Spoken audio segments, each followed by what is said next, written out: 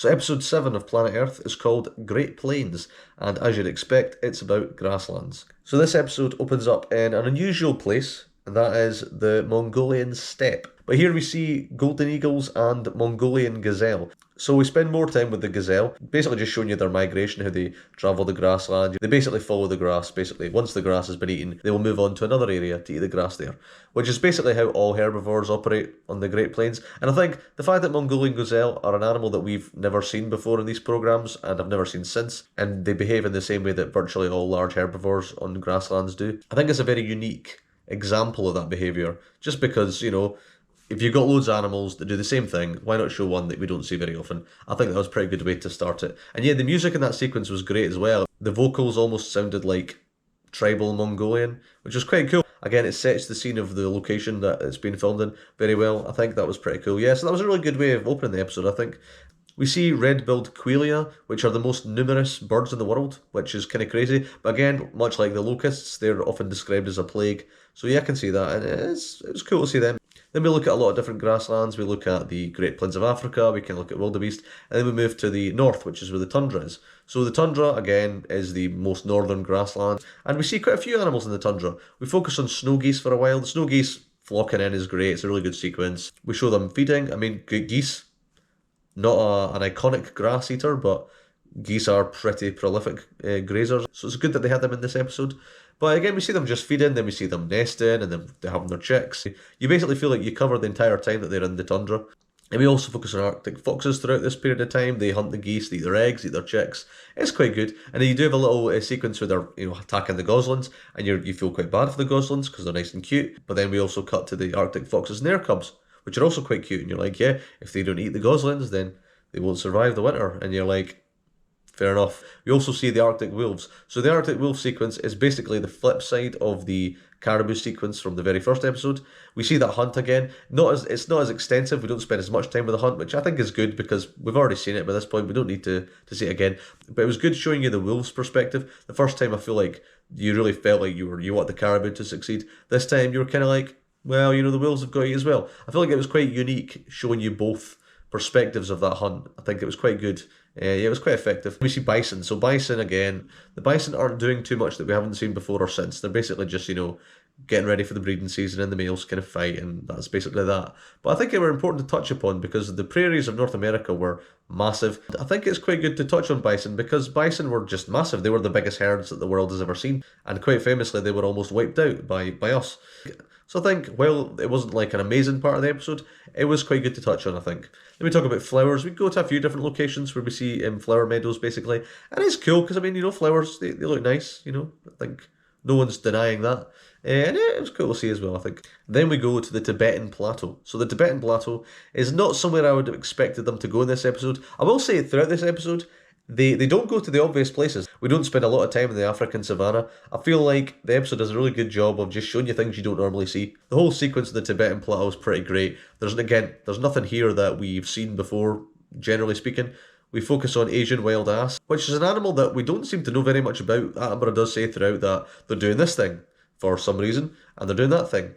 Don't know why. It made them seem mysterious. They spend a lot of time looking for these oases, but they barely spend any time there when they find them. They basically go back to the barren scrub, which is quite cool. Again, it just made them seem really mysterious. I think the whole sequence there was really good. Again, I don't know if we saw anything particularly miraculous, because I don't know what they were doing really, but it was really cool. The music was great as well. It was very haunting vocals. Again, it felt like Tibet. And it kind of reminded me of Lord of the Rings a little bit. Like, it kind of seemed like something you'd hear in Middle Earth, and I think that just added to the mysteriousness of it. And then we see pikas as well. So pikas we have seen a couple times. Ironically, they're the animals in this whole sequence that I think we have seen the most of, and we barely see them. And we see them getting hunted by the mysterious Tibetan fox, which is just weird. Again, it looks weird. It's got a square head. What I really liked about this sequence, and it kind of made me chuckle, was just how improvised it seemed. Amber will occasionally just say something kind of random, almost like he's just, thinking out loud, like, but what's with the square face? The whole sequence in Tibet was great. I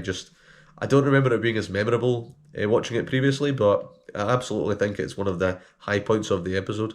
Then we see the elephant grass in India, which is the opposite of the Tibetan plains. It's the other side of the Himalayas. Well, the Himalayas prevent a lot of moisture reaching the Tibetan Plateau. A lot of it goes down south, and we see there's loads of things there. There's elephants, there's birds, there's rhinos, there's these little pygmy hogs, which are quite cool. Again, we saw elephant grass in Planet Earth 2, they kind of revisited it from here.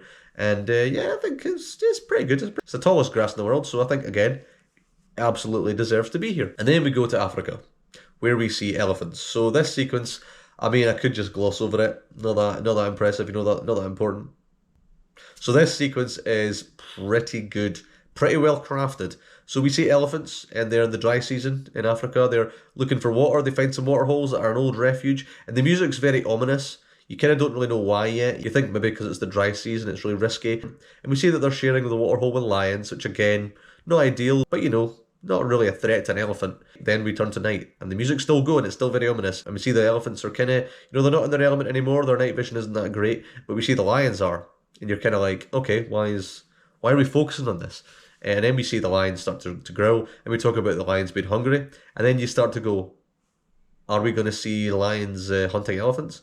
And that is exactly what we see. We see a behaviour that, to be honest, I don't think when I first saw this, I knew this happened. It's been very rarely documented. It's not like a common thing. I feel like these lions probably do this, not often, but, enough where it's been recorded.